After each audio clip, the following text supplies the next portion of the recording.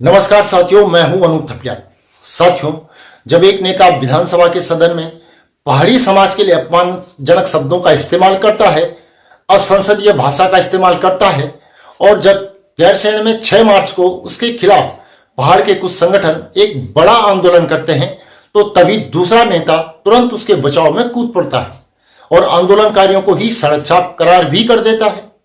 अगर मैं उन दोनों नेताओं का नाम यहां पर नहीं भी बताऊं, तब भी उन दोनों नेताओं को आप लोग खुद ही अच्छी तरह से पहचान लेंगे। जी हां, एक हैं प्रेमचंद अग्रवाल और दूसरे हैं उत्तराखंड बीजेपी के प्रदेश अध्यक्ष महेंद्र भट्ट।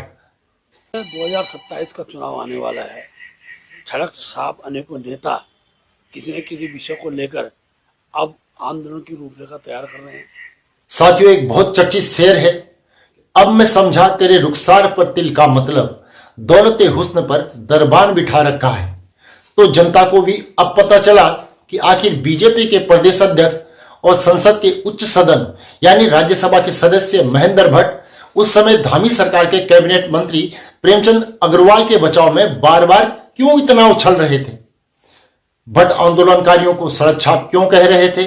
अब प्रेमचंद अग्रवाल तो कैबिनेट से निपट चुके हैं, चले गए हैं, लेकिन इन लोगों की कारस्तानी किसी न किसी रूप में जनता के सामने आ रही है। दरअसल दोनों की नाल आपस में जुड़ी हुई है। आखिर धंधे का मामला जो ठहरा, दोनों के बीच कथित तौर पर कारोबारी रिश्तों का खुलासा करते हुए कुछ सरकारी दस्तावेज इन दिनों सोशल मीडिया में तैर रहे हैं और मजेदार बात यह है कि दोनों से इसका जवाब देते हुए नहीं बन पा रहा है। यह एक नवगठित उत्तराखंड स्वाभिमान मोर्चा के अध्यक्ष बॉबी पवार ने अपने सोशल मीडिया हैंडल से एक चिट्ठी जारी की है, जिसमें यह दावा किया गया है कि यह पौड़ी गढ़वाल जिले के यमकेश्वर बिलोद के उदयपुर तल्ला के राजस्व विभाग के उप निरीक्षक यानी कि पटवारी की जांच रिपोर्ट है, जो कि यमकेश्वर के एसडीएम को कार्यवाही के लिए भेजी गई है। जिसमें लिखा गया है कि लक्ष्मण झूला कांडी दुगड्डा मोटर मार्ग पर एक होटल बनाने की तैयारी हो रही है। होटल के लिए जो जमीन ली गई है वह पीयूष अग्रवाल पुत्र प्रेमचंद अग्रवाल और अभिषेक भट्ट पुत्र महेंद्र भट्ट और उनके पार्टनर के नाम पर है। यानी धामी सरकार से इस्तीफा देने वाले मंत्री प्रेमचंद अग्रवाल के बेटे और बीजेपी के प्रदेश अध्यक्ष महेंद्र भट्ट के बेटे एक दूसरे के साथ मिलकर यमकेश्वर ब्लॉक में एक होटल बना रहे हैं। इसके लिए 3 लोगों ने मिलकर 10 नाली की जमीन की खरीद की हुई है। यहां पर होटल बनना है, वह जमीन मेन रोड से कुछ नीचे है, तो वहां तक एक अप्रोच रोड निकालने के लिए प्रेमचंद अग्रवाल और महेंद्र भट्ट के साहबजादों ने कायदे कानूनों की धज्जियां उड़ा दी हैं। खरीदी हुई जमीन से लगती हुई सरकारी जमीन पर उन्होंने अवैध रूप से कब्जा कर लिया है और वहां पर अपने होटल के लिए अप्रोच रोड बनाने के लिए कटान भी कर दिया है। बाकायदा हरिद्वार से जेसीबी मशीन लाई गई है और जो लक्ष्मण झूला रोड कांडी दुगड्डा जाने वाली मुख्य सड़क है, उसके नीचे की ओर संपर्क मार्ग निकालने के लिए कटान कर लिया गया है। जो सरकारी दस्तावेज सोशल मीडिया पर बहुत वायरल हैं, उनके मुताबिक राजस्व विभाग के सब इंस्पेक्टर ने अपनी जांच रिपोर्ट में दोनों के खिलाफ कार्रवाई किए जाने की एसडीएम से सिफारिश की है, लेकिन एसडीएम यमकेश्वर ने वह जांच रिपोर्ट अब तक कहां दबा रखी है और अब तक इस मामले में कोई भी एक्शन क्यों नहीं लिया गया है, यह कोई नहीं बता रहा है। इस मामले में सबकी बोलती बंद है। इस जांच रिपोर्ट में महेंद्र भट्ट के बेटे और प्रेमचंद अग्रवाल के बेटे दोनों के नाम हैं और मंगा सिंह नाम के उनके एक अन्य पार्टनर का भी नाम है।